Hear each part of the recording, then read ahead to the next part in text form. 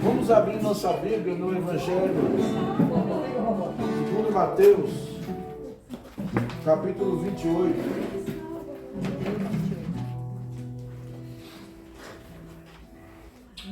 Mateus, capítulo 28, versículo 18 ao 20.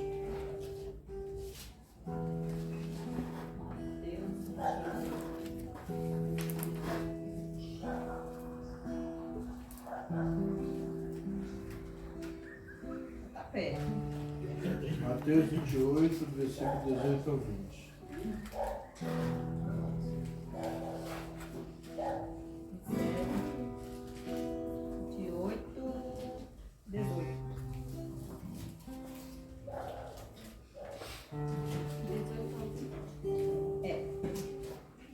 18, 19 e 20. Vou falar sobre a grande comissão, né? Um texto que eu gosto muito de falar. E hoje eu quero dar bastante ênfase nele. Até pedi para a Aline gravar para a gente mandar para o pessoal que não pode estar hoje. Que não pode estar aqui. A gente vai. Mateus 28, 18 a 20. Diz assim: Jesus, aproximando-se, falou-lhes dizendo: toda autoridade me foi dada no céu e na terra. Ide, portanto, fazei discípulos de todas as nações, batizando-os em nome do Pai e do Filho e do Espírito Santo, ensinando-os a guardar todas as coisas que vos tenho ordenado. E eis que estou convosco todos os dias até a consumação dos séculos. Amém? Vamos orar. Pai querido, em nome de Jesus, nós estamos aqui nesta tarde. Eu quero pedir que o Senhor traga clareza, traga revelação na Tua palavra, traga unção e traga manifestação do Teu Espírito. Aleluia. Nesta tarde, Senhor, que o Senhor traga uma revelação, que o Espírito de sabedoria e de revelação na Tua palavra esteja aqui neste lugar, Senhor. Amém. Fala conosco, nós precisamos de Ti, Pai, em nome de Jesus. Amém. Amém. Eu quero falar sobre 3 princípios básicos e importantíssimos na grande comissão de Jesus, né? 3 princípios básicos. Nós vemos aqui no versículo 18, quando Jesus disse assim: Jesus, aproximando-se, falou-lhes dizendo: toda a autoridade me foi dada no céu e na terra. Então Jesus estava dizendo para os discípulos que agora, depois que ele ressuscitou, né? Porque aqui ele falou depois que ele já tinha ressuscitado, depois que ele cumpriu tudo que veio para cumprir, tudo que Deus ordenou a respeito dele, que foi falado sobre ele pelos profetas, pelos patriarcas, pela Torá, pela lei mosaica, tudo que foi falado referente a Jesus Cristo tinha que se cumprir. Ele tinha que cumprir tudo aquilo que Deus falou a respeito dele, em sinal de obediência. Como ele obedeceu até a morte, conforme a Bíblia diz, e morte de cruz, ele agora recebeu autoridade. Quando nós obedecemos, nós temos autoridade. Quando nós não obedecemos, nós perdemos a autoridade. Isso é em todos os aspectos. Então, a obediência, ela traz autoridade. E Jesus, ele falou não só autoridade, mas ele falou toda a autoridade me foi dada no céu e na terra. Agora, como ele recebeu a autoridade, ele deu uma ordem aos discípulos. Ele ordenou aos seus discípulos. Ele disse: ide, portanto, fazei discípulos de todas as nações, batizando-os em nome do Pai, e do Filho, e do Espírito Santo, ensinando-os a guardar todas as coisas que vos tenho ordenado. Agora Jesus vem falando sobre esses 3 elementos, esses 3 pontos importantes, esses 3 princípios importantes. O primeiro é ir, fazer discípulo. Jesus disse, vão e façam discípulos. Em momento algum, Jesus disse, vão, construam um templo, coloquem uma placa, fundem uma denominação. Em momento algum, Jesus falou isso. Jesus disse, vão e façam discípulos. Essa palavra igreja, vou falar uma coisa para vocês, vocês vão se assustar com o que eu vou dizer, mas essa palavra igreja, ela está deturpada, porque ela foi trazida na época da Vulgata. Na tradução católica, ele botou essa palavra igreja. Por quê? Porque quando falava igreja, eclesia, significa aqueles que são para fora. A eclesia dos gregos, né, ou a eclésia, era uma reunião que eles faziam, era uma assembleia. Eles saíam da cidade, tomavam suas decisões e depois eles voltavam com as decisões tomadas para dentro da cidade.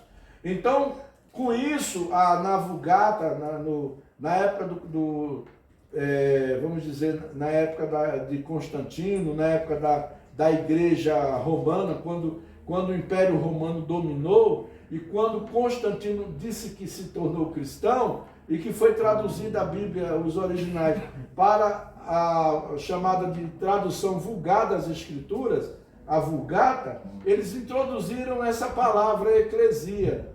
Então, eles que introduziram essa palavra para dar ênfase nas grandes catedrais, nos grandes templos que eles queriam construir. Nós temos aí na história a Catedral de Notre Dame, que é muito famosa, né? A Basílica de São Pedro, que é muito famosa, e outras catedrais. Então, a ênfase que a religião foi aí quando o relacionamento com Jesus deixou, os seguidores de Jesus deixaram de ter um relacionamento com Cristo para se relacionar com a religião. Aí onde nós nos tornamos religiosos. Nós deixamos aqui de seguir aos princípios, aos ensinamentos de Jesus, para seguir os ensinamentos, as tradições, os dogmas que a igreja colocava, que a religião colocava. E até hoje é assim. Até hoje é desse jeito. As pessoas, é mais fácil seguir a religião do que seguir o que Jesus ensina. Então, se eu chegar aqui e botar um monte de lei, as pessoas vão querer obedecer com mais facilidade do que obedecer às Escrituras. Né? Se eu disser aqui, olha, não pode cortar cabelo, não pode depilar a perna, não pode não sei o quê, não pode... As pessoas vão fazer tudo isso. Vão fazer tudo isso em nome de Deus. Só que Deus não mandou fazer isso. Né? Então eles construíram as catedrais. A palavra certa é carral.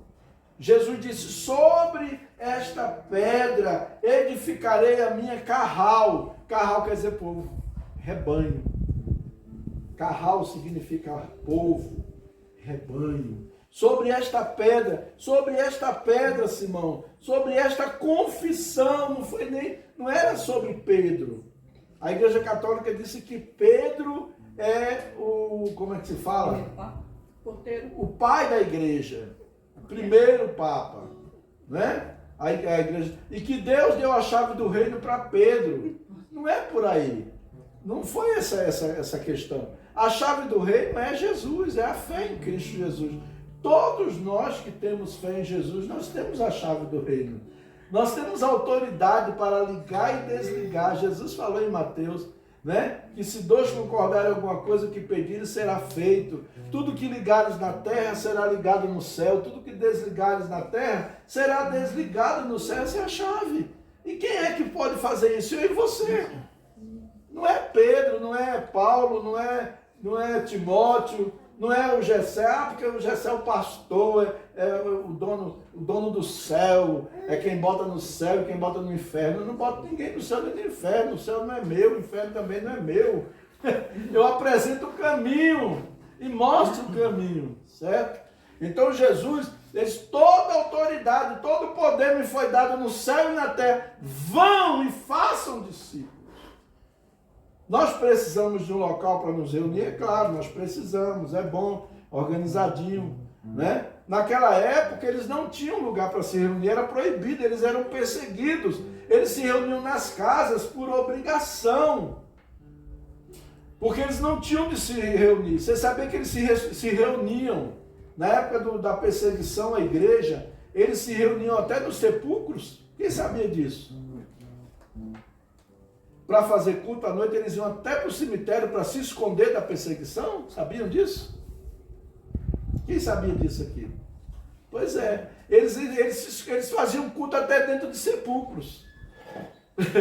Porque eles tinham que se esconder, porque quando tinha um culto e alguém descobrisse, eles iam lá e matavam todo mundo que estava ali cultuando a Deus.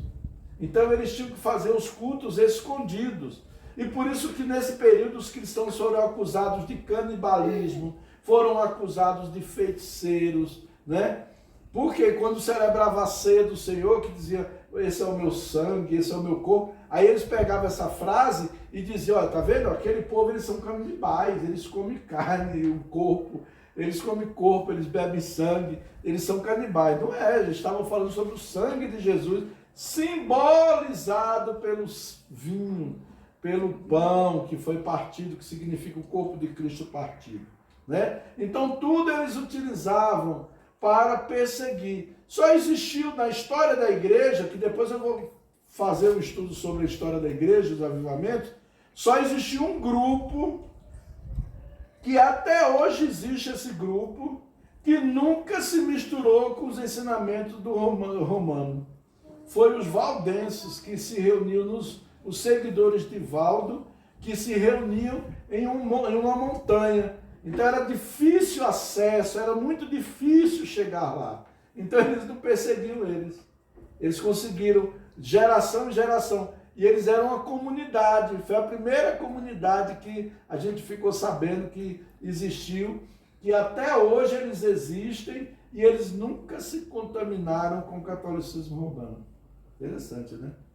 Os seguidores de Valdo era um discípulo de Jesus, um pastor, e levou o povo para essa chácara e lá ensinou. Até hoje tem esses valdenses, até hoje tem resíduo, né? Mas bem, toda a autoridade, aí Jesus disse, vão e façam discípulos. Né? E esses dias eu estava assim questionando várias coisas, né? A minha esposa até domingo pregou um assunto, depois ela falou, não, achei legal, achei importante, é bom a gente ficar atento para a gente não ir por esse caminho também, né?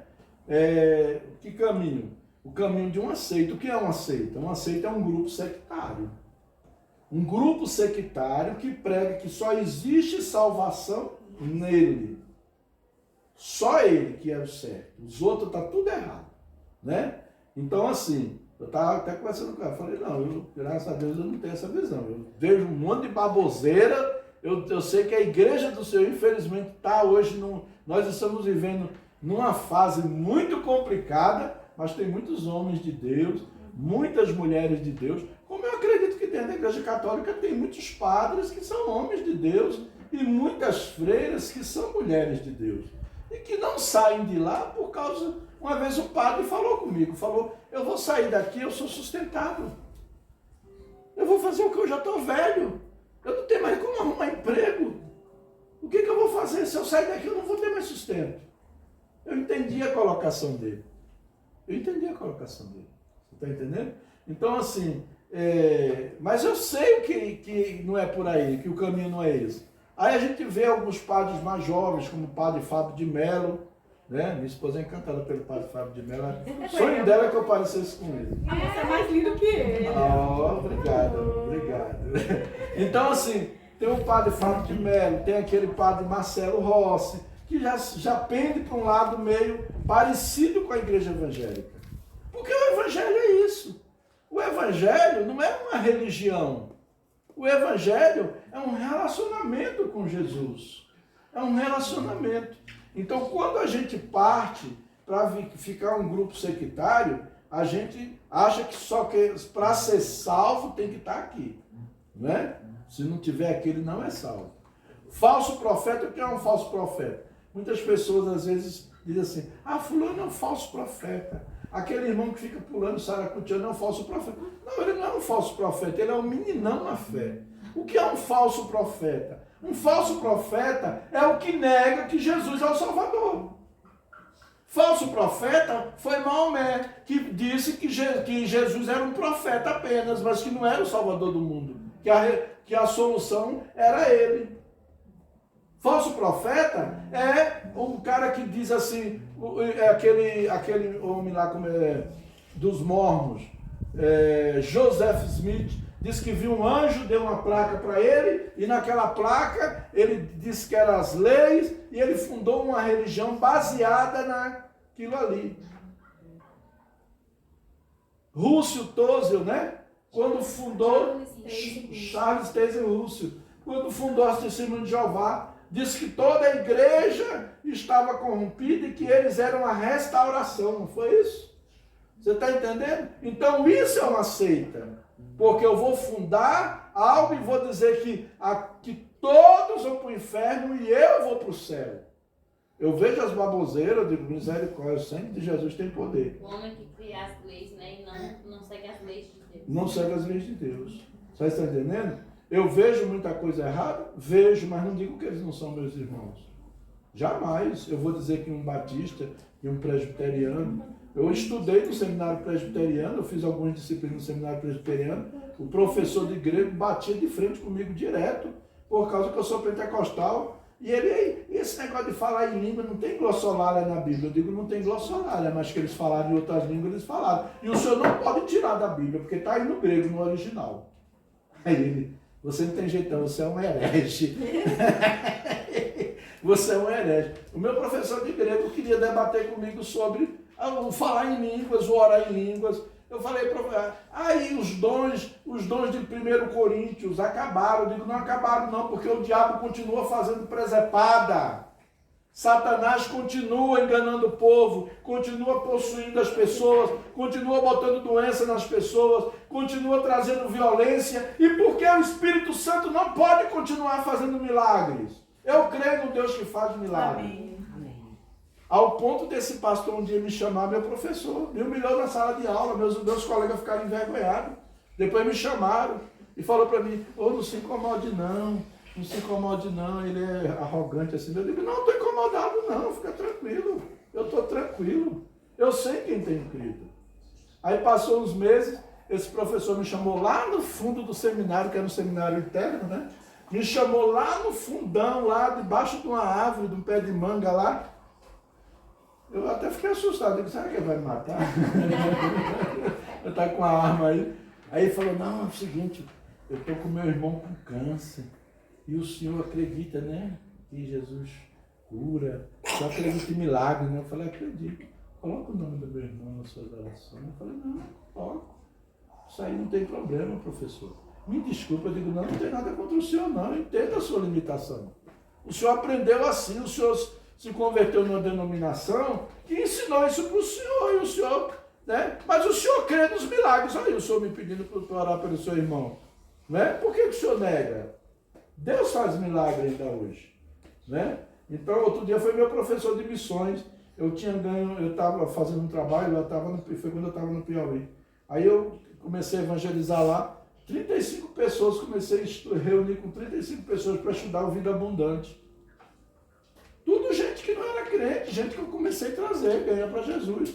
Aí meu professor me disse para mim assim, como é que o senhor conseguiu juntar essas pessoas? Eu falei, professor, é porque eu acredito que as pessoas precisam da salvação. Eu não tenho a sua visão que acredito que as pessoas que estão eleitas e vão vir um dia para a igreja, elas não vão vir se a gente não for lá. A gente tem que pregar. Aí ficou assim, né? Você tem razão. Aí pediu até para dar uma palestra para os colegas de sala. Então, ide. Jesus disse, ide. Portanto, fazei discípulos. Como é que eu vou fazer discípulo? Tem algumas pessoas equivocadas. Eu não vou fazer discípulo meu, gente. Eu não vou fazer discípulo meu. Eu vou fazer discípulo de Jesus. Se você vê, eu vou falar para vocês, vamos dizer o ofício. Não estou murmurando, estou só citando coisa. O ofício mais ingrato que existe é o de pastor. E eu vou mandar um vídeo para vocês de um pastor falando sobre isso. É o mais ingrato que existe. Porque aí você faz, você ajuda, você traz as pessoas nos ombros às vezes, e aquelas pessoas que você traz nos ombros, que você ajuda, depois as que te pisam, as que te rejeitam, as que falam mal de você. E você tem que ter estrutura para não ficar revoltado com elas. Foi o que aconteceu com Jesus, não pode, por que não pode acontecer com a gente? Entendeu? Então, assim, hoje tem muitos pastores, fanfarrões, que hoje eu não chamo de pastores mais, eu chamo de dono de empresas, né? Porque eles partiram para o outro caminho.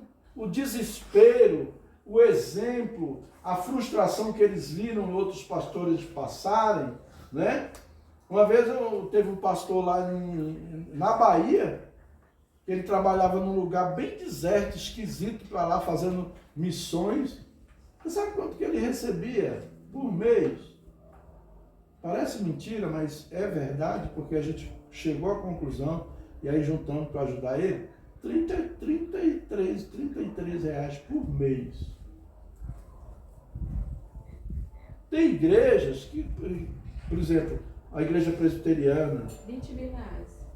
e o pastor presbiteriano, ele pode pastorear em qualquer lugar, o salário é igual, porque existe o concílio e existe o sínodo, né? Que eles fazem o salário do pastor, tanto pode pastorear uma igreja pequena, quanto uma igreja grande. Eu fui convidado para ser pastor presbiteriano. Eu falei, eu não vou aguentar. E nem vocês vão me aguentar também, porque eu sou pentecostal. E no dia que eu começar a falar a língua no culto, eu vou falar, ninguém vai me impedir, não. Aí não tem jeito, não. Vai ser demitido. Mas eu fui convidado para ser pastor presbiteriano. Fui convidado depois para uma missão coreana, presbiteriana também. Pastor, você tem um pique, seria bom você trabalhar com a gente na nossa missão. Eu falei, eu sou pentecostal, não adianta. Eu vou ensinar esse povo que tem que falar em línguas, que tem que buscar o Espírito Santo. Que tem que buscar o Espírito Santo. Ah, você não tem jeito não. Então, assim, vê essas oportunidades, mas eu não vou me vender. Eu vi uma frase em um filme, uma vez eu estava assistindo um filme e minha esposa, e na hora que ele citou aquela frase, eu comecei a chorar. Ele disse assim, um homem livre não tem preço. Eu digo, graças a Deus, eu sou um homem livre, eu não tenho preço, não me vendo. Né? Então, um homem livre não tem preço. Então ele vem aqui, fazer discípulos. Discípulo de quem? De Jesus. Discípulo de Jesus, não é meu. Algumas pessoas estão equivocadas. Meu discípulo. Fulano é meu discípulo. E domina as pessoas, subjuga as pessoas, né? A pessoa tem que fazer tudo o que ela quer, ela dá uma ordem, tem que obedecer à risca. Porque é meu discípulo. E não é o que Jesus ensinou, gente. O discípulo é de Jesus. Eu vou mostrar o caminho. Ó, você vai por aqui. Se você for por aqui, olha, Sara, você vai naquela rua ali, mas você não vai para lá não, porque se você for para lá, tem uns bandidos ali, tem uma boca de fumo. Os caras gostam de assaltar quem, mulher quando passa sozinha. Então vai pelo lado de cá e você não corre risco. Ela, por teimosia, vai para o lado de lá. O que vai acontecer? Ela vai sofrer um assalto e depois ela vai dizer, poxa, bem que ele me avisou, mas agora já é tarde. Aprendeu apanhando, mas aprendeu também. Né? Eu me lembro muito de um casal, Cláudia vai lembrar, não vou citar nome por questões éticas, mas tinha um casalzinho de jovem, recém-casado, terminava o culto e ia para minha casa. Eu falava, olha, eu gosto muito quando vocês vêm para minha casa, acho legal, não tem nada, nenhum problema. Só que vocês moram num lugar muito perigoso, é tarde, durmam aqui na minha casa. Não, a gente foram, insistiram. Quando foi um dia, o cara esperou eles dois, amarrou o marido e estuprou a mulher na frente do marido. Você está entendendo? Quando é de manhã, chega ela, de manhã cedo, os dois lá na minha porta, chorando, desesperados. Aí lá vai eu levar a mulher para o IML, para médico, passei o dia todo envolvido. Lembra, né, Cláudia, dessa situação? Mas por quê? Não quis ouvir o conselho. Não quis ouvir a direção. Meu pai falava muito com eles. Meu pai também, esse é o Edinaldo, o pai da Cláudia, falava bastante com eles. Mas simplesmente eles eram cabeça dura, né? Mas é aquele negócio. Mas Jesus mandou a gente ensinar. Fazer discípulo é ensinar, é seguidores, né? Fazer discípulos é seguidor. Não seguidor meu, seguidor de Cristo. Eu vou mostrar Jesus para você. Eu não estou aqui para mostrar minha vida, mostrar meus talentos, mostrar minha capacidade intelectual, mostrar minha profissão, mostrar nada disso. Eu estou aqui para mostrar Jesus. Eu quero que você conheça Jesus através de minha vida. Amém? Então, fazer discípulo. Depois ele disse assim, batize os discípulos. Batizar esse discípulo. Eu agora falei de Jesus, mostrei. O que eu mostrei para o discípulo? Que Jesus morreu por ele, que Jesus sofreu por ele, morreu, ressuscitou e vai voltar. Você quer seguir a Jesus? Quero seguir a Jesus. Pronto, você vai seguir a Jesus, você vai esperar Jesus. E esperar Jesus significa que você vai obedecer o que Jesus tem para você. Você está disposto? Estou disposto. Pronto, a partir de agora você está preparado para se batizar. Você quer seguir a Jesus de verdade? Você quer obedecer a Jesus de verdade? Aí você está pronto para ser batizado. Porque batizar é isso. Batizar não é por oba-oba. Eu achei bonitinho, eu fui para o encontro, todo mundo se emocionou, aí batiza aquele monte de gente no encontro. Daqui a pouco está tudo desviado.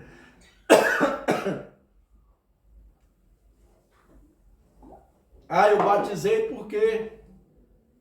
Eu vou batizar porque eu achei tão bonitinho, vi fulano batizando ali, eu vou batizar também. Não, meu irmão. Eu vou batizar, preste bem atenção que é o batismo. O batismo significa que eu vou me identificar com Jesus. Em três coisas. Três coisas que eu vou me identificar com Jesus. Preste atenção. Três coisas que eu vou me identificar com Jesus no batismo. Primeira coisa, seu sofrimento, sua renúncia, sua vida de renúncia. Eu estou disposto a renunciar à minha vida passada, por amor a Cristo e seguir a Cristo a partir de agora, é uma renúncia. Eu estou abrindo mão da minha vida passada. Eu estou me arrependendo, porque arrependimento é isso. É deixar minha vida passada para trás e seguir agora uma nova vida. Estou. Beleza. Eu estou disposto a seguir o segundo identificar com Jesus. Na obediência, eu estou disposto a obedecer a palavra de Deus, igualmente Jesus obedeceu. Pastor, é impossível. Não é impossível não. Jesus vai te ajudar a obedecer. Jesus vai te ajudar. Mas ninguém é perfeito. Nós estamos no caminho. E nós estamos, que nem o Bernardo. Bernardo daqui a pouco está aprendendo a andar. Já começou a não andar já. Daqui a pouco está andando, se soltando. Aí, cai no chão. Levanta, cai, daqui a pouco ele está andando sem cair. Então é assim a nossa vida cristã. A gente começa a caminhar com Jesus em obediência. Eu quero obedecer. Eu caí, mas eu não queria cair. Eu queria obedecer a Jesus, mas eu caí. Eu vou ficar prostrado? Não, vou me levantar e seguir. Vou fazer que nem a música, acho que de Ataúfo Alves, que dizia, levanta, sacode a poeira e dá a volta por cima. Não quer dizer que eu agora sou batizado, eu agora sou seguidor de Jesus, não significa que eu não vou mais pecar. Seria ótimo. Seria ótimo se eu conseguisse viver assim. Seria excelente. Porque quanto mais eu vivo para Cristo, como foi cantado hoje aqui, né? Eu gostei das músicas que foram cantadas hoje aqui, todas voltadas para Jesus, para a cruz de Cristo, né? Já estou crucificado com Cristo. Está crucificado com Cristo quem vive, não mais eu, mas Cristo vive em mim. Cristo viver em mim significa o quê? Uma vida de obediência. Então eu vou me identificar com Cristo agora na obediência. Eu vou obedecer. Eu não vou ser uma pessoa rebelde. Eu não vou ser um bode, eu vou ser uma ovelha de Jesus, claro. Eu vou seguir Jesus. E o que eu tiver dúvida na palavra, eu vou procurar um irmão que possa me ajudar, que possa me orientar, né? Eu vou chegar para alguém mais maduro, mais experiente, que já tem mais tempo que está caminhando com Jesus, e que eu vejo que aquela pessoa também está buscando seguir, porque tem gente que é o seguinte, quando ele quer fazer coisa errada, ele procura aqueles crentes que também estão um pé no mato, um pé no caminho. Pé na estrada, pé na igreja, pé no mundo. Então, ele às vezes vai procurar essa pessoa, e a pessoa reforça mais ainda. Não, isso aí não tem nada demais não, fulano. Isso aí não tem nada demais não. E esse não tem nada demais que arrebenta com a vida da gente. Né? Então, você vai procurar o quê? O crente maduro, o crente que anda com Cristo, que você vê Jesus na vida dele. Eu, quando aceitei Jesus, com 18 anos de idade, faz pouquinho tempo, que agora eu estou com 19, né? Nem de crente, mas eu tenho 19 anos. Então, quando eu aceitei Jesus, eu procurava aqueles anciãos da igreja, aquelas pessoas velhos, de idade, que tinham experiência. Tinha alguns que eram bem meninão, mas tinha uns que tinham experiência. E tinha um que era o irmão Apolônio Brasil, que era um irmão assim fantástico, né? E ele me orientou demais, me ajudou demais. Teve outra irmã também, uma senhora já de idade, que era dirigente do ciclo de oração, irmã Maria dos Prazeres, né? A mulher me ajudou demais na palavra de Deus, no início da minha fé. Porque eu procurava essas pessoas para me ajudarem. Eu não ia procurar outro jovem igual a mim, que estava querendo... Porque o Billy Graham disse que quando nós estamos querendo nos afastar de Deus, o diabo prepara logo um barco. O diabo prepara logo um barco para a gente sair fora. Entendeu? Então, a gente procura pessoas experientes, que vai nos confrontar, que vai dizer coisa que a gente não quer ouvir, vai dizer coisa que a gente precisa ouvir. O erro nosso é querer ouvir palavra que a gente gosta. Mas não é querer ouvir palavra que vai magoar, que vai ferir, que vai bater, que vai dizer você não é por aí. A gente não quer jogar sal na ferida, porque o sal dói, mas sara. Não é?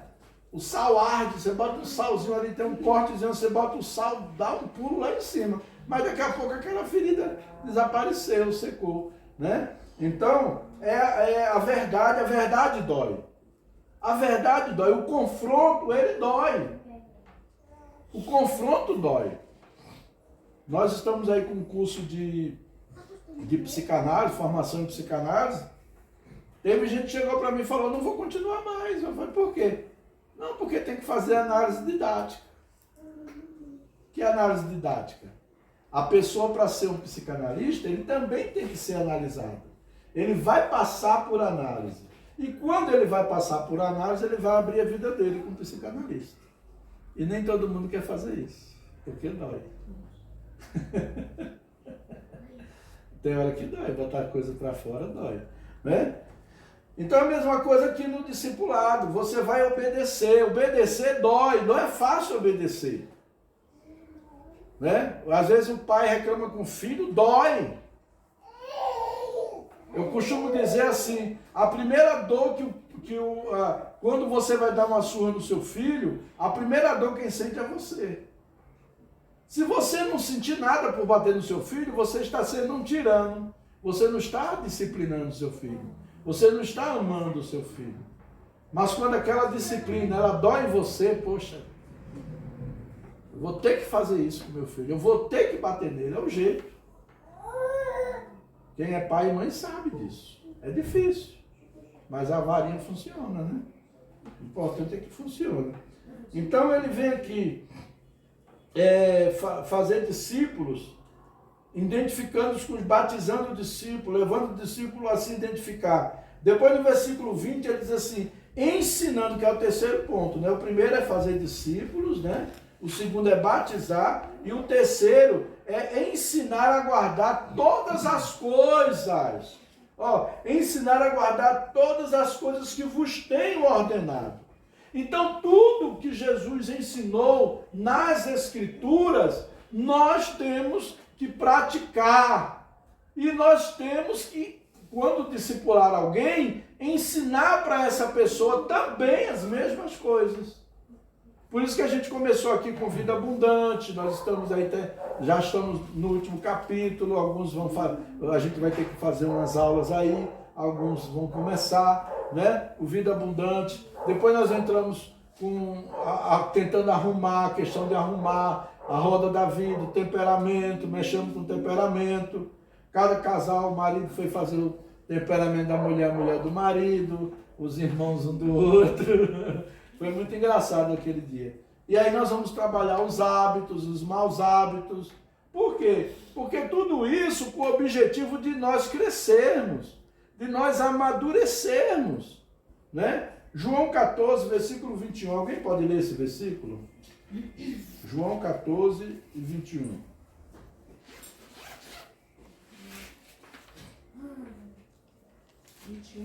Isso. Pode ler? Pode. Aquele que tem os meus mandamentos e os guarda, este é o que me ama. E aquele que me ama será amado de meu Pai, e eu o amarei, e me manifestarei a ele. Obrigado. Tá vendo? Aquele que me ama, aquele que tem os meus mandamentos e os guarda. Não adianta a gente dizer que ama Jesus, chorar, eu te amo, Jesus, né? Não adianta, a gente está sendo hipócrita, né? Mas quando eu amo Jesus, eu vou guardar os mandamentos. Pode acontecer na caminhada, eu estou no caminho, pode acontecer na caminhada, vacilar, pode. Porque muitas vezes, irmãos, existe uma coisa muito grande na igreja, existe uma hipocrisia muito grande. Na igreja, quando eu falo igreja, eu falo em geral, é que quando o pecado do outro não é o meu, eu aponto. Eu critico, eu repudio, eu condeno, porque eu não faço aquilo. Não é a minha fraqueza. Não é a minha fraqueza roubar. Eu trabalhei numa empresa lá em São Paulo, uma multinacional, e meu patrão um dia chegou para mim e falou assim, Gessé, ou você é doido, né? Ou você é um cara doido, ou você é honesto demais. Porque eu já fiz alguns testes com você e você não caiu em nenhum deles. Eu falei, deixa eu te falar duas coisas. Eu nem sou doido e nem sou honesto demais. Eu tenho princípios que você desconhece. Morreu o assunto. Eu poderia estar numa situação bem difícil, que foi uma época muito difícil da minha vida espiritual, mas uma coisa eu não perdi, foi o temor de Deus. Nunca perdi o temor de Deus no meu coração. Né? Já fiz besteira, já errei, né? Mas perder o temor de Deus do meu coração não quero perder nunca, porque quem perdeu o temor de Deus já era. Né? Então eu falei para eles, olha, eu nem sou besta e nem sou honesto demais. Uma vez assaltaram a empresa, aí trouxeram toda a documentação, trouxeram o dinheiro, eu entreguei o dinheiro todo para ele, entreguei todo o dinheiro, contou, tá? E a documentação tinha se perdido, os bandidos tinham jogado, levou a documentação pensando que tinha levado o dinheiro. Se eu quisesse ficar com o dinheiro, eu tinha ficado. 14 mil reais naquela época. Se eu quisesse, eu tinha ficado com o dinheiro e ele tinha acreditado, o ladrão levou, o ladrão roubou. Mas depois a polícia achou a outra bolsa com os papéis, com os relatórios financeiros. Quando achou aqueles relatórios financeiros que trouxeram para a empresa, que foram contar os relatórios financeiros, o mesmo valor que eu tinha entregue na empresa era o mesmo valor que estava nos relatórios financeiros. Mas por que eu não peguei? Eu podia ter pego aqueles... ter vindo até embora. Naquela época eu podia até ter... vou embora daqui, vou levar esse dinheiro no meu... Mas o temor de Deus está no meu coração. O temor de Deus. Não perdi tempo. Né? Então tem às vezes a gente faz umas besteiras na vida, mas aqui diz, ensinar a guardar. Então a função, o batismo é isso. Eu vou abrir mão do meu passado, dos pecados que eu praticava, da minha desobediência e vou seguir a Jesus. É um mar de rosa ser crente? Não. Ah, você agora vai ter um carro do ano, você agora vai ter uma mansão. É mentira! Não é o Evangelho. Eu estou pregando o Evangelho. Eu não estou em pecado. Eu estou com o meu carro quebrado, sem poder consertar, sem dinheiro para consertar no momento. E eu não estou em pecado. E eu creio em milagre? Creio em milagre. Eu oro para Deus fazer? Oro. Tenho orado? Tenho orado.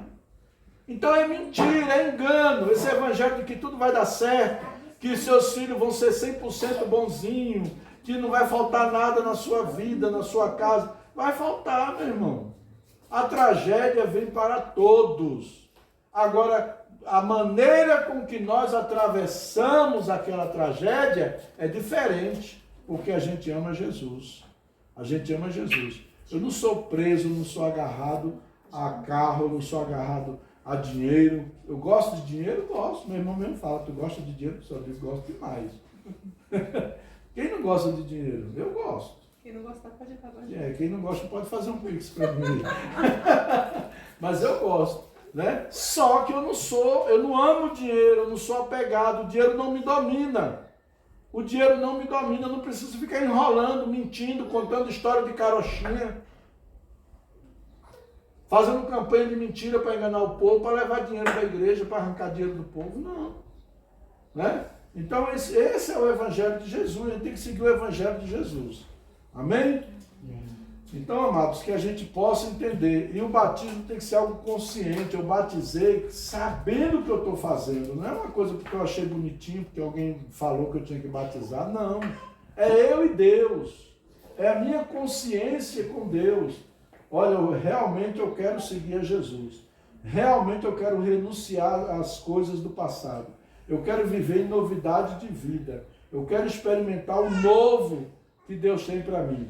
Eu vou me batizar com essa conscientização. Amém? Por isso que eu falei essa semana, mesmo quem já foi batizado, mas batizou sem saber, sem ter consciência do que estava fazendo, a gente vai batizar. Procure, ó pastor, eu quero batizar porque eu batizei, mas eu batizei sem saber o que eu estava fazendo. Né? Ah, já fui batizado na igreja católica. Não. Criança, você foi batizado criança. Você nem sabe, disseram que você foi. E a condição para batizar uma pessoa, a Bíblia mesmo fala. O que é necessário que a pessoa faça para se batizar? Tenha arrependimento de pecado e fé no sacrifício de Jesus. Você se arrependeu dos pecados? Você tem fé que Jesus morreu para te salvar? Se você crer nisso, você está apto para descer as águas e para se batizar. Amém? Em nome de Jesus. E que Deus abençoe e que nós possamos verdadeiramente ser discípulos. Deus trouxe essa clareza para mim. Deus falou comigo no meu coração esses dias.